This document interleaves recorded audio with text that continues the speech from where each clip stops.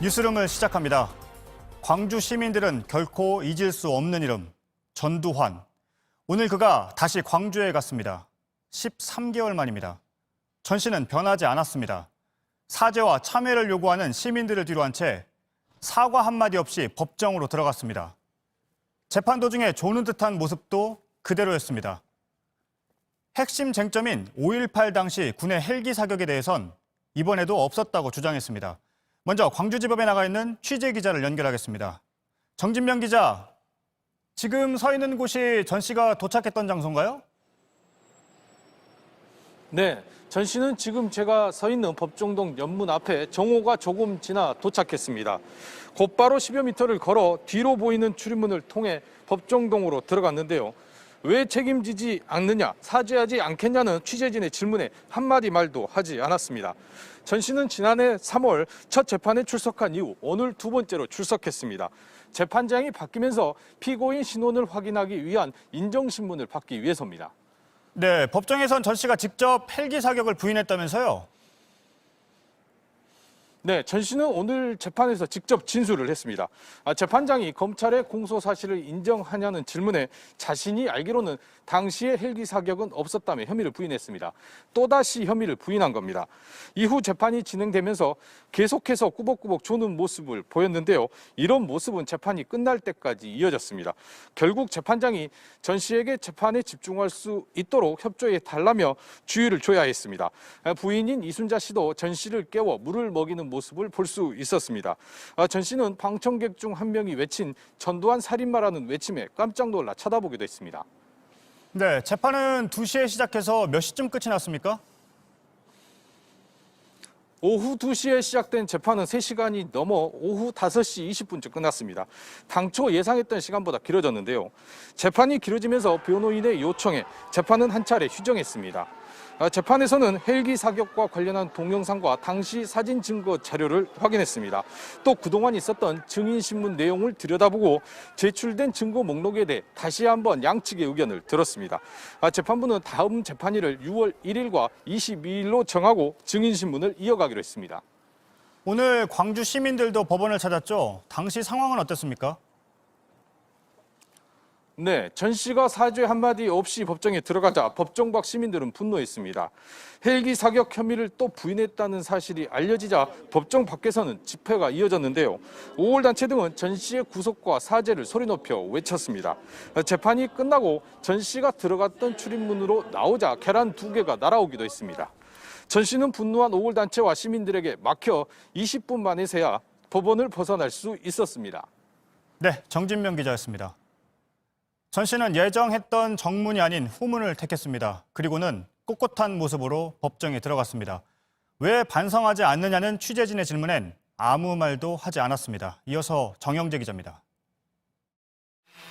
오전 8시 25분, 전 씨가 서울 연희동 자택을 나섭니다. 경호원과 이순자 씨의 부축을 받고 계단을 내려옵니다.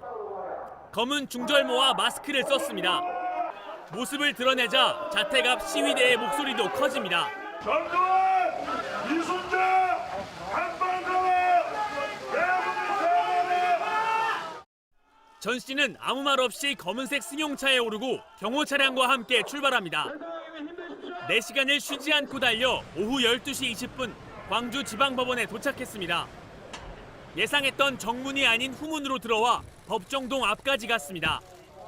자택을 출발할 때 썼던 모자는 쓰지 않았습니다. 경호원의 손을 잡긴 했지만 꼿꼿한 자세였습니다. 이순자 씨도 뒤따랐습니다. 취재진의 질문에 아무 말도 하지 않았습니다. 이렇게나 지은 죄가 많은데 왜 반성하지 않습니까? 수많은 사람들이 죽었는데 왜 책임지지 않습니까? 왜 책임지지 않습니까?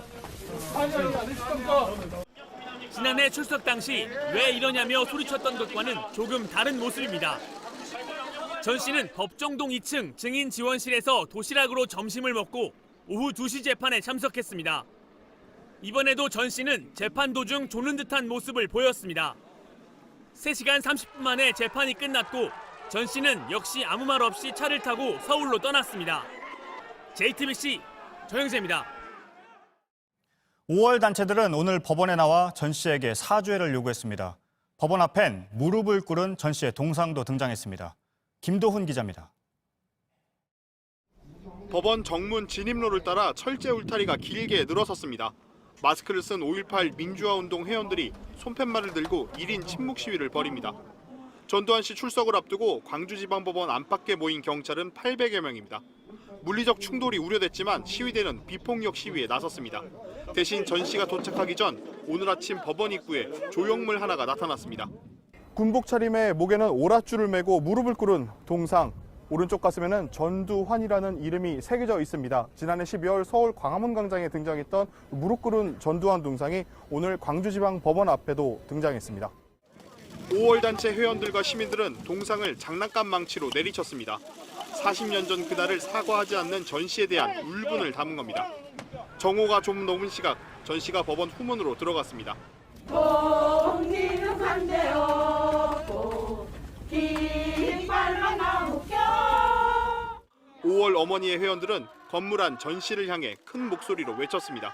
사죄라! 사죄라! 사죄라! 3시간 반 동안 재판이 진행됐고 법정 앞에는 대학생 단체도 가세했습니다. 모두 한 목소리로 전 씨의 사죄와 엄벌을 촉구했습니다. JTBC 김도훈입니다. 이번엔 전두환 씨의 집 앞으로 가보겠습니다. 서울 연희동에 하혜빈 기자가 나가 있습니다. 하혜빈 기자, 아직 도착하기엔 좀 이른 것 같고 언제쯤 도착하는 겁니까? 네, 전두환 씨는 오후 9시 반쯤 현장에 도착할 걸로 예상이 되고 있습니다. 아직까지 승합차를 타고 서울로 돌아오고 있는 중인데요. 서울을 떠날 때와 마찬가지로 이순와 함께 돌아오고 있습니다. 지금 광주를 출발한 지 2시간이 조금 넘게 지났는데요. 정확한 위치는 파악되지 않고 있습니다. 경찰은 전두환 씨가 다른 곳에 들르지 않고 바로 연희동 집으로 돌아올 경우에는 오후 9시 반쯤 도착할 걸로 보고 있습니다. 앞서 전 씨는 재판이 끝난 뒤 광주지법에서 오후 5시 45분쯤 출발했습니다. 오전에는 서울에서 광주까지 이동하는 데에 4시간 정도 걸렸습니다. 광주에 갈 땐 승용차를 이용했고 서울로 돌아올 때는 승합차로 바꿔 타고 오고 있습니다. 지난해엔 신촌 세브란스 병원에 응급실을 들렸잖아요. 이번에는 어떨 것 같습니까? 그건 정확하게 확인하기는 어려운 상황입니다. 지난해에도 광주 재판에 다녀오다가 갑자기 방향을 틀어서 신촌 세브란스 병원 응급실에 들렸습니다. 그곳에서 30분 정도 진료를 받고 돌아갔는데요. 이번에는 재판이 조금 길어졌습니다. 당초 전 씨가 2시 재판에 참석하고 난 뒤에 서울까지 이동 시간을 고려하면 오후 8시 반쯤 도착할 걸로 예상이 됐었는데요. 재판이 길어지면서 예상 도착 시간도 1시간 정도 미뤄진 겁니다. 네, 지금 하 기자 뒤로 보면 오전과 달리 지금은 집 앞이 조용한 것 같네요. 네, 그렇습니다. 오전에는 5월 단체와 보수 단체에서 시위를 하기도 했었는데요. 5월 단체는 전 씨 복귀 시간에 맞춰서 또다시 집회를 열지는 않겠다는 입장입니다. 현장에도 별다른 시위대 모습은 보이지 않고 있습니다. 집안불은 일부만 켜져 있는 상황이고 아직까지 별다른 인기척도 없는 상황입니다. 연희동 집 앞에는 현재 경찰과 일부 취재진만 모여 있습니다. 네, 9시 반쯤으로 예상이 된다고 하는데 만약에 빨라져서 뉴스가 끝나기 전에 도착을 하면 현장을 다시 연결해 보도록 하겠습니다. 하혜빈 기자였습니다. 헬기 사격이 없었다는 전두환 씨의 주장과 달리 관련 증거는 계속 확인되고 있습니다.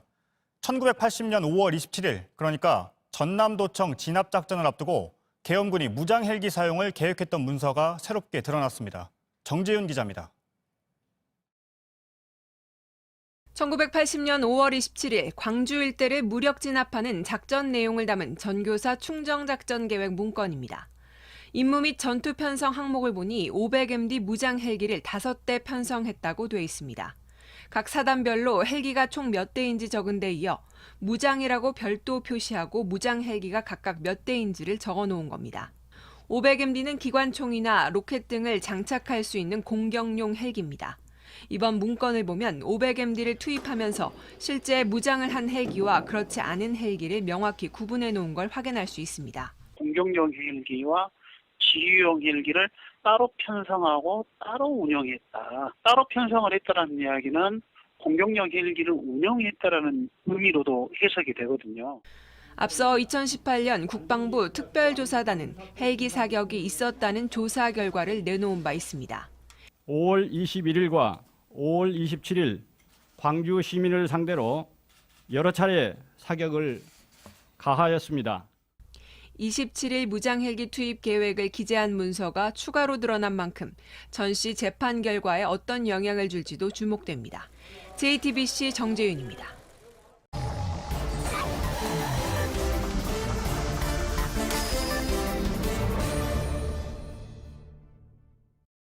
네, 비하인드 플러스 시간입니다. 박민규 기자가 나와 있습니다. 첫 번째 키워드 볼까요? 네, 첫 번째 키워드는 망치, 그런데 분노의 망치입니다. 오늘 광주지방법원 앞에 전두환 씨 동상이 등장했습니다. 망치도 보였는데요. 진짜 망치는 아니고 장난감이었습니다만 5.18 단체 회원들이 이 망치로 동상의 머리 부분을 때리는 퍼포먼스를 진행했습니다. 현장에 있던 단체 관계자에게 물어보니 서너 시간 동안 거의 1,000대 넘는 망치 세례가 있었다고 했습니다. 예.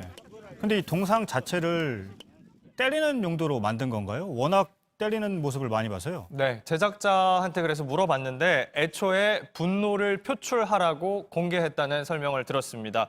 이 동상 소재가요, 선박을 만들기도 하는 FRP, 그러니까 유리 섬유 강화 플라스틱 소재라고 하는데 타이슨이 주먹으로 쳐도 손으로는 깨뜨릴 수 없다고 제작자가 직접 설명했습니다. 다만 지난해 광화문 광장에 있을 땐 많이 부서져서 이걸 보수해서 광주에 갖다 놨는데요. 당시에는 한 시민이 소화기로 동상을 내리쳤다고 합니다. 아, 소화기 정도는 돼야 망가지는군요. 네, 오늘은 그래서 장난감 망치가 오히려 망가졌습니다. 2조각이 났습니다. 사실 제작자는요, 이 장난감 망치를 쓰는 것에 대해서 조금 장난스러운 느낌이 들까 봐 걱정이었다고 했습니다. 오늘 그래도 퍼포먼스를 준비한 한 단체는 이렇게 의미를 부여했습니다. 웃겨 보이진 않았을 것이다 싶거든요. 만들어서 거기다가 전시한 것 자체까지도 어디 하나만 그랬겠느냐, 이제 그런 생각이고. 네, 중요한 건 전 씨에게 사과를 촉구하는 것이고 동상 퍼포먼스는 그 메시지를 전하는 수단 가운데 하나라고 설명했습니다. 네, 보니까 1,000대 넘는 망치 세례를 받았다고 하는데 뭐 장난감 망치가 아니면 진작에 망가졌겠죠. 그렇습니다. 예. 그런데 오늘 주최 측이 분위기는 과격하지 않게 평화적인 시위를 해야 된다 이렇게 당부를 했다면서요? 네, 성숙한 시위 문화를 만들자고 여러 번 공지를 했다고 합니다. 사실 이 망치로 동상 때리는 퍼포먼스 두고도 자중하는 모습이 조금씩 보였습니다. 잠시 보시면요. 예. 아니 너무 때리지 마라. 그만하세요. 예. 네, 하지만 일부 참가자가 신발을 벗어서 동상을 때리거나 하는 돌발 상황은 조금 있었습니다. 네, 방금 전 들어온 소식을 전해드리면 앞서 뉴스 때 9시 반쯤에 전두환 씨가 연희동 집에 도착할 거다 이렇게 보도를 해드렸는데 조금 전에 집 앞에 도착을 해서 집 안으로 들어간 걸로 취재가 됐습니다. 네. 예, 바로 들어갔고 약 한 3시간 좀 넘은 시간, 3시간 반 정도 걸렸는데요. 예, 지금 조금 전 모습인데요. 도착을 해서 전두환 씨가 들어가는 모습이 지금 영상으로 들어오고 있습니다. 5시 45분쯤 출발했으니까 약 3시간 반 정도 걸렸는데요. 조금 전 상황입니다. 지금 보시고 계신 영상은 조금 전 상황이고 광주지법에서 출발해서 지금 집 앞으로 들어간 모습이고 일단 지금까지 확인한 바로는 취재진에게 뭐 별다른 얘기는 없이 바로 서둘러 집 안으로 들어간 걸로 보입니다. 전 씨는 오늘 재판에 나가서 헬기 사격에 대해서는 부인을 했고 광주 시민들에게 사과는 하지 않았습니다. 네,